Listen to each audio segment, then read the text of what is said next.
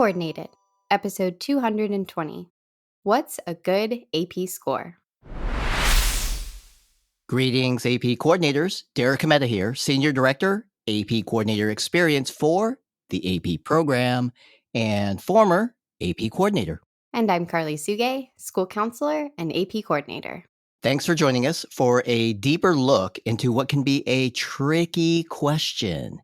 And that makes this a very good place to be to hear all the latest and greatest in the world of AP coordinators. Let's get to it. You're ready. I'm ready. Let's do it. It's time to get coordinated.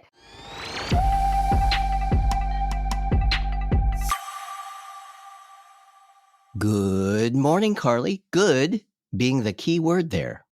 Indeed. And good morning to you as well, Derek. So, have you had your first cup of coffee yet? I'm asking because I have a tough question for you. No warm-up questions today. Well, I have a mug in hand. I'm ready. No warm-up needed. All right, then. How do you define good? Good. Good question. Good is relative. Okay, here's an example.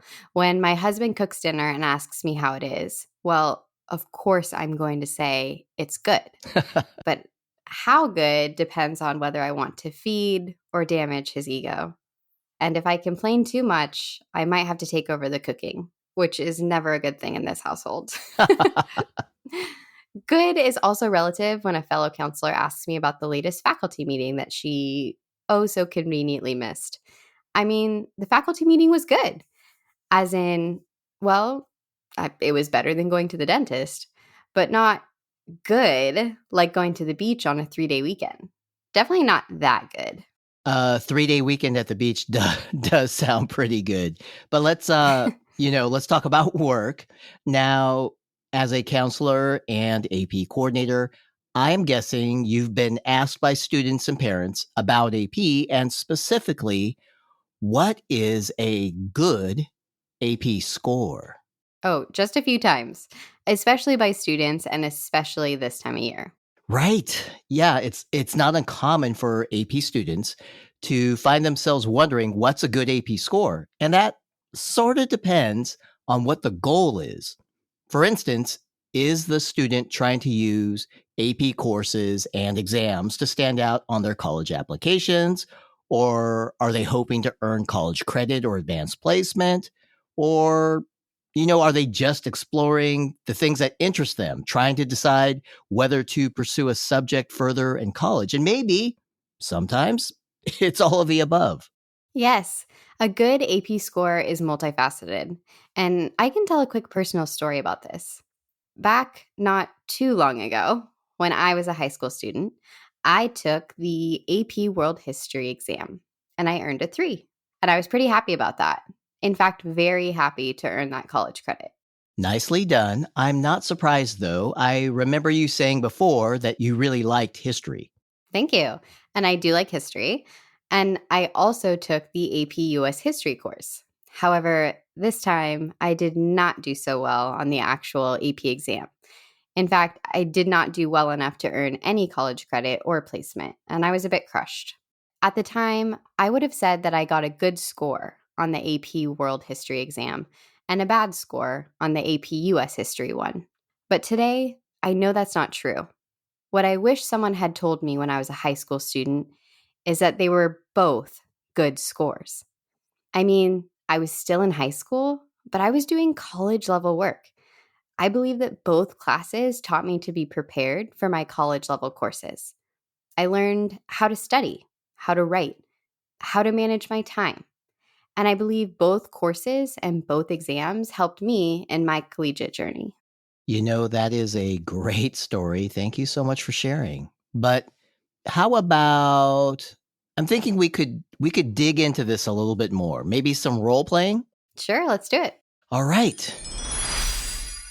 Well, let's just say I'm a student at Costa Mesa High School, the school you just happen to work at. And you, Karli, you are my school counselor. Lucky you. Oh, yes. So lucky. So Let's pretend that I am sitting in your office and I say, Mrs. Suge, what's a good AP score if I want to earn college credit or advanced placement? Well, Derek, that's a really good question.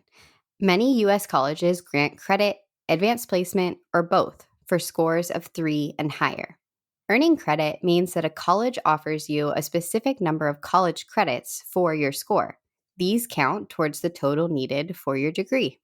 Earning advanced placement means that you can skip certain introductory courses and gain placement in more advanced courses through your AP scores.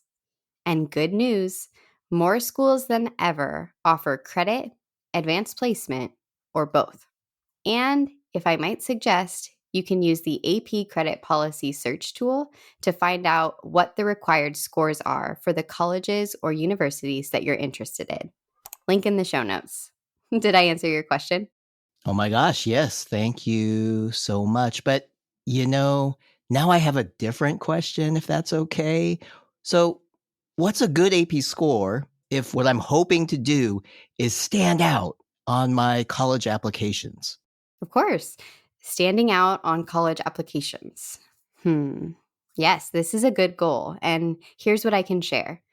Students who take AP courses and complete their exams show colleges they're serious about their education.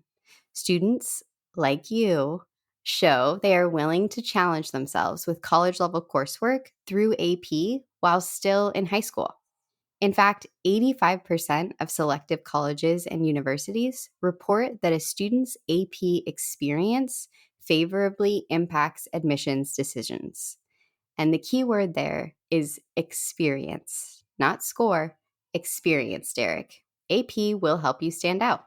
Thank you, Mrs. Suge. Great answer. And, you know, I'm so sorry to take up so much time, but if it's okay, I have one more question. What's a good AP score if I want to know if I'm ready for college classes? I'm a pretty good student, but I'm not like, on the honor roll or anything. I'm a little nervous about being ready. I can understand. And this is such a good question. The experience that comes with completing an AP course and exam gets you closer to achieving your college goals. Again, experience, not just a high score. During an AP course, you'll develop skills such as time management, critical thinking, scholarly writing, and independent study. Sharpening these skills as you prepare for your AP exam makes your transition from high school to college easier, no matter what your score is. In fact, over 90% of first year students in college who had earned a 2 on an AP exam said they're doing well or very well in college courses that cover similar content. 90% sounds pretty good, right, Derek? It certainly does. And wow, you are good. Nice job. Nice job with the role playing. And hey, you know what? Are you sure we cannot go back in time together? I have a feeling my academic career would have been a lot better with you as my high school counselor. Well, thank you. That sounds good. Except, well, unfortunately, my time machine doesn't go back that many years. Ouch. Ha ha ha ha. Way to pull me back into reality there. Sorry, I had to do it. But, Derek, on a serious note, for a lot of students, AP is exposure to college level testing. And I'm so proud of every single student who puts in the effort to engage with the material and put forth their best work. Of course, we want students to feel successful. And sometimes a passing score is their own success marker. But as AP coordinators and counselors, it's important to acknowledge their exploration in an interest area and empower their commitment to their education, regardless of their score. As Miley Cyrus would say, it's not about what's waiting on the other side, it's the climb. All right. Shout out to Miley Cyrus. Hey, no matter the score, the experience of preparing for and taking an AP exam will help build the skills needed to successfully transition from high school to college. That's right. Students, Your AP score is not what defines you. You are not your score.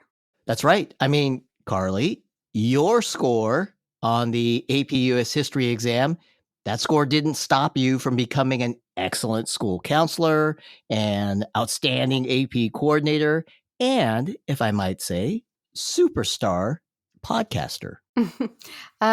No, it did not. I'll own those first two as compliments. I'm still working on that last one. But hey, speaking of stopping, nothing's stopping us from getting to our coordinated episode call to action. AP coordinators, please share this message with your students and parents. And to make it easy, there's a link to a blog in the show notes. It's called, appropriately, What's a Good AP Score? AP exams are almost here, and they can bring about a lot of questions and a lot of anxiety for students and parents. Let's do our part to make sure positive messages are being shared. Let's keep everyone on the same page. That's what being coordinated is all about.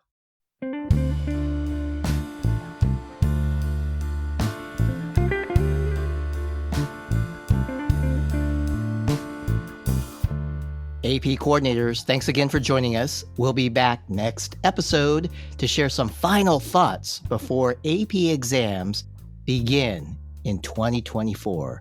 It's getting to be crunch time.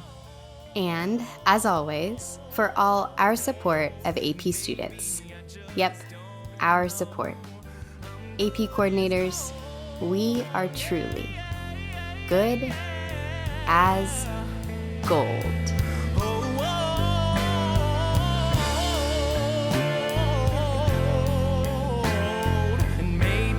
Just don't know. I'll say it over and over and over again till I believe it's so.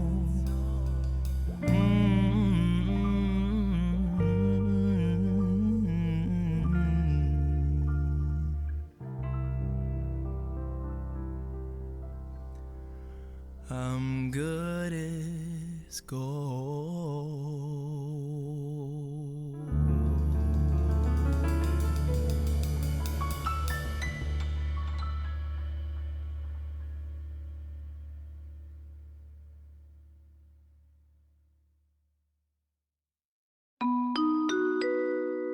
AP coordinators, despite your best intentions, did you miss out on the AP coordinator back to school workshop?